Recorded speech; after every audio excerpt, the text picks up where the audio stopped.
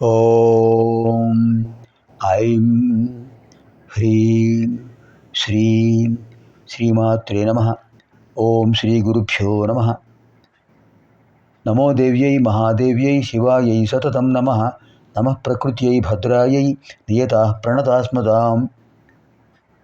శృతిస్మృతిపురాణానాం ఆలయం కరుణాలయం నమామి భగవత్పాదం శంకరం లోకశంకరం. అర్చనకాలే రూపగత సంస్తుతికాలే శబ్దగత చింతనకాలే ప్రాణగత తత్వవిచారే సర్వగత. ఓం ఐం హ్రీం శ్రీం శ్రీమాత్రే నమః. ఓం ఐం హ్రీం శ్రీం శ్రీమాత్రే నమః. ఓం ఐం హ్రీం శ్రీం శ్రీమాత్రే నమః. ఓం ఐం హ్రీం శ్రీం శ్రీమాత్రే నమః. ఓం ఐం హ్రీం శ్రీం శ్రీమాత్రే నమః. ఓం ఐం హ్రీం శ్రీం శ్రీమాత్రే నమః. ఓం ఐం హ్రీం శ్రీం శ్రీమాత్రే నమః. ఓం ఐం హ్రీం శ్రీం శ్రీమాత్రే నమః. ఓం ఐం హ్రీం శ్రీం శ్రీమాత్రే నమః. ఓం ఐం హ్రీం శ్రీం శ్రీమాత్రే నమః. ఓం ఐం హ్రీం శ్రీం శ్రీమాత్రే నమః. ఇప్పుడు మనం 8వ శ్లోకంలో ప్రవేశిస్తున్నాం. 8వ శ్లోకంలో పూర్వార్థం ఉత్తరార్థం, 9వ శ్లోకంలో పూర్వార్థం కలిపితే మనకు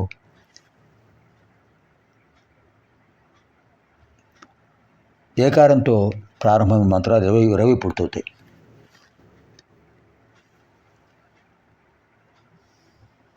ఏకాతపత్ర సామ్రాజ్య ప్రదా చైగాంత పూజిత ఏ సమాన ప్రభా చైజదనేజ జగదీశ్వరి ఏకవీరాది సంసేవ్య చైగప్రా భవచారిణి. అద్భుతమైన మంత్రాలు. ఏకాతపత్ర సామ్రాజ్య ప్రదా చైకాంత పూజిత. ఏకాతపత్ర సామ్రాజ్య ప్రదా చైకాంత పూజిత ఏధమాన ప్రభా చైజదనే జగదీశ్వరి. ఏధమాన ప్రభా చైజదనే జగదీశ్వరి. అక్షర జాగ్రత్తగా ఉచ్చరించాలి. విశేషమైన పదాలు ఉన్నాయి ఇక్కడ. ఏకవీరాది సంసేవ్య చైక ప్రాభవశారిణి. ఏకవీరాది సంసేవ్య చైక ప్రాభవశారిణి.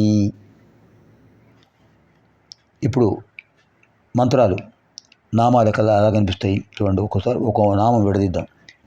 ఏకాతపత్ర సామ్రాజ్య ప్రదా. ఏకాతపత్ర సామ్రాజ్య ప్రదా. చ విడదీస్తే ఏకాంత పూజిత ద్వితీయం.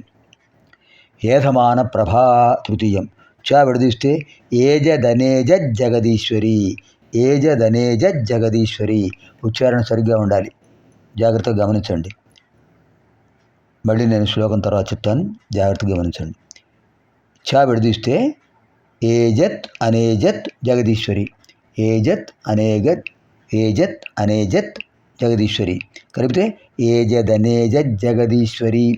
ఏజదనేజ జగదీశ్వరి. ఏజదనేజ జగదీశ్వరి.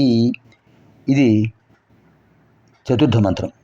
ఏకవీరాది సంసేవ్య పంచమం.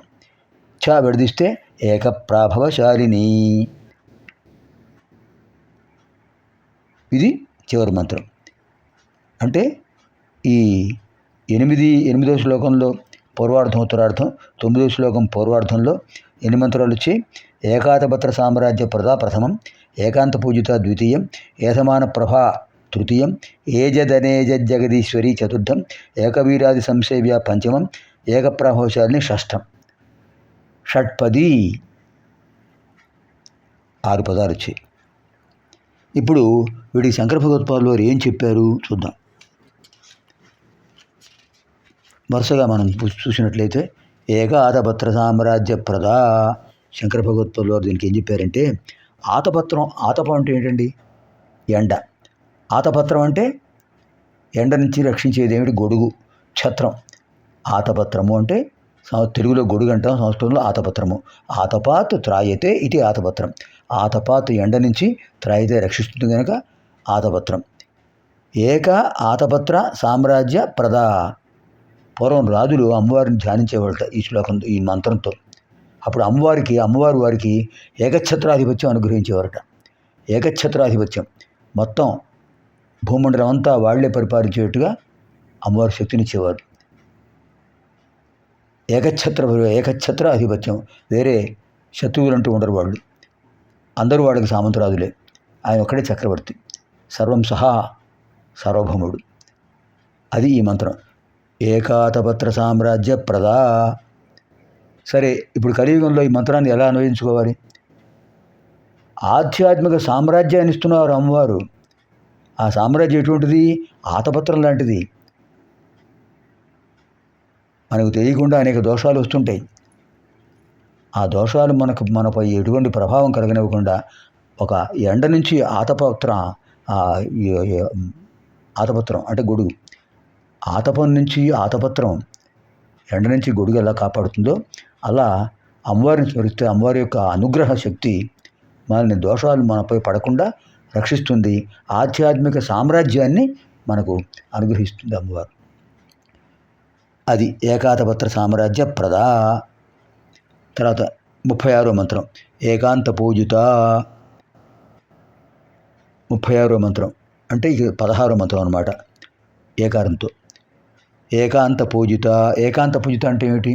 అమ్మవారిని జపించేటప్పుడు కానీ అమ్మవారి యొక్క నామాన్ని దాన్ని తత్వాన్ని తెలుసుకునేటప్పుడు కానీ ఎవరికి వాళ్ళు ఏకాంతంగా ఉపాసించాలి అమ్మవారిని.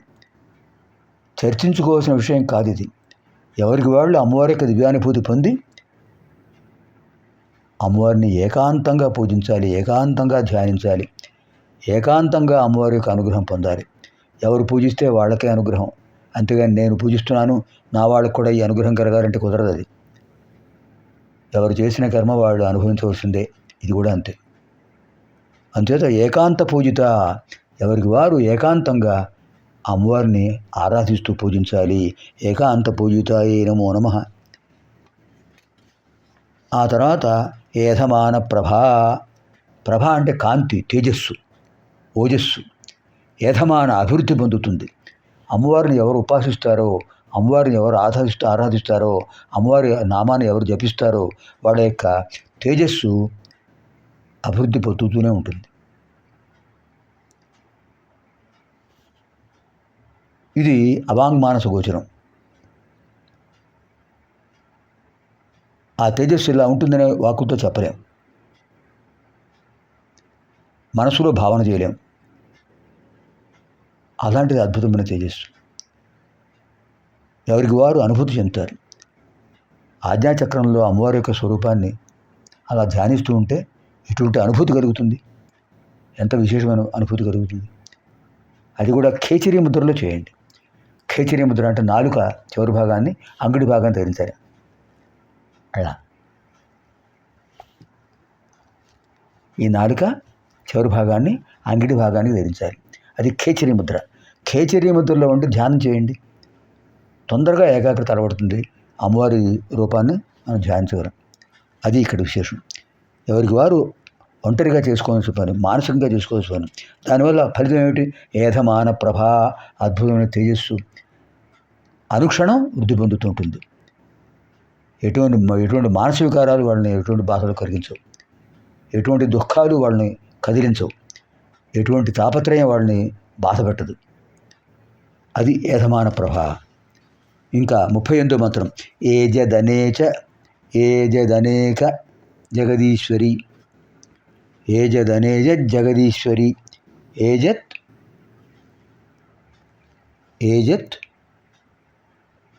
అనేకజత్ జగదీశ్వరి.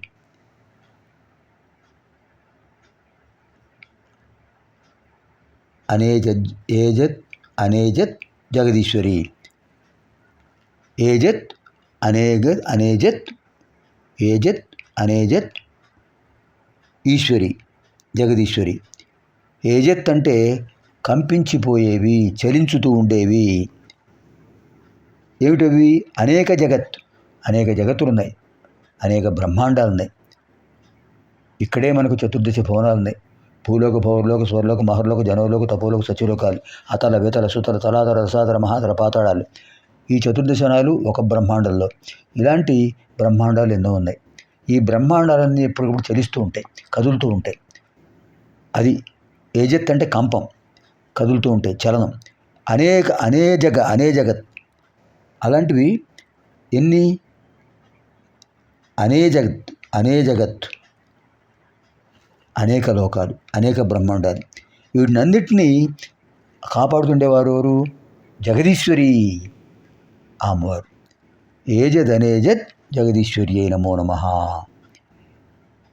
ఏజదనేజద్ జగదీశ్వరీ. సమస్త బ్రహ్మాండాలు కదులుతూ ఉంటాయి. వాటి యొక్క కదలికకు, వాటి చలనానికి, ఆ బ్రహ్మాండాల్లో ఉన్న జీవుల కదలికలకు అన్నిటికీ అమ్మవారే కారణభూతురాలు. అమ్మవారే ఈశ్వరి, జగదీశ్వరి. అలాంటి అమ్మవారికి నమస్కారం. ఇంకా ఏకవీరాది సంసేవ్య. దేవి భాగవతంలో అమ్మవారిని ఆరాధిస్తాడు ఒక మహావీరుడు, ఆయన పేరు ఏకవీరుడు. ఆయన భార్య ఏకవీరాదేవి.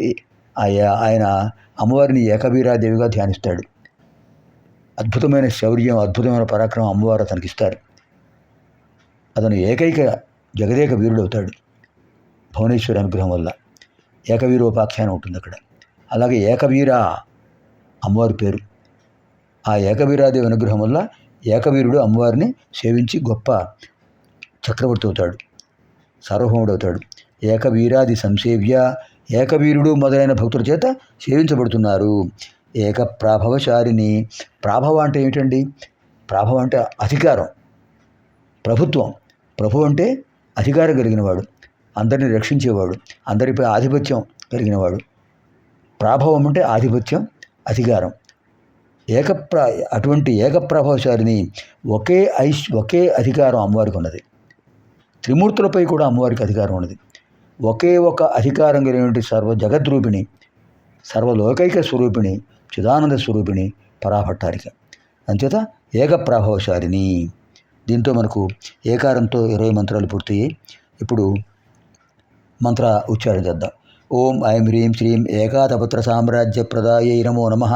ఓం ఐం హ్రీం శ్రీం ఏకాంత పూజితాయై నమో నమః. ఓం ఐం హ్రీం శ్రీం ఏధమాన ప్రభాయై నమో నమః. ఓం ఐం హ్రీం శ్రీం ఏజదనేజగదీశ్వర్యై నమో నమః.